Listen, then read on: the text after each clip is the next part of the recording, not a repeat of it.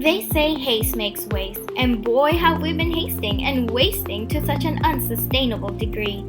Looking to find a formula for better waste management, Swedish professor Thomas Lindquist came in 1990 with the concept of extended producer responsibility, EPR. Simply put, EPR requires producers to bear the cost of the environmental impacts associated with their manufactured goods. From the design stage all the way to waste management, producers carry the responsibility over their products. This therefore calls for producers to take back the goods that are meant to be discarded, recycle and reuse them before disposing of them, consequently increasing their life cycle and decreasing the total amount of waste in the environment. A case study in a nutshell is Sweden. From as early as 1975, Sweden recognized that discarded vehicles created so much waste, thus initially implementing a scrappage law to pursue vehicle recycling.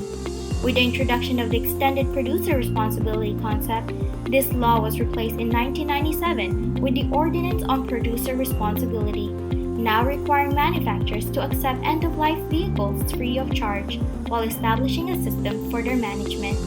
By 2000, 10 European countries had taken steps towards increasing the lifespan of vehicles. Measures such as collecting scrap cars for recycling, entering partnerships with car dismantling companies, and improving standards for vehicle treatment sites were set in motion. These initiatives reach far and wide, covering much more than just the vehicular industry. Governments from all over the world imposed policies to force or encourage the business sector to adopt eco-designs, while companies themselves initiated changes in product design and new programs for collecting sold goods. For instance, the plastic industry met new bans or taxes on plastic, while the electronic industry faced new recycling laws, such as Japan's Home Appliances Recycling Law of 2001. But mandatory implementation of EPR is not the only way to go.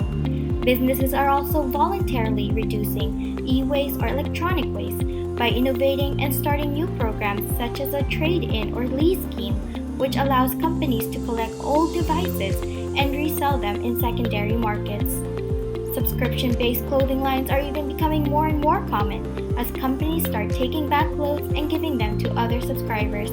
From the vehicular industry to the plastic, electronic, and clothing industries, steps at extending producer responsibility are being taken. Now nearly all 37 member states of the Organization for Economic Cooperation and Development have at least one EPR program in place. Whether it's mandatory, negotiated, or voluntarily implemented, EPR is gaining momentum. Let's not lay it to waste.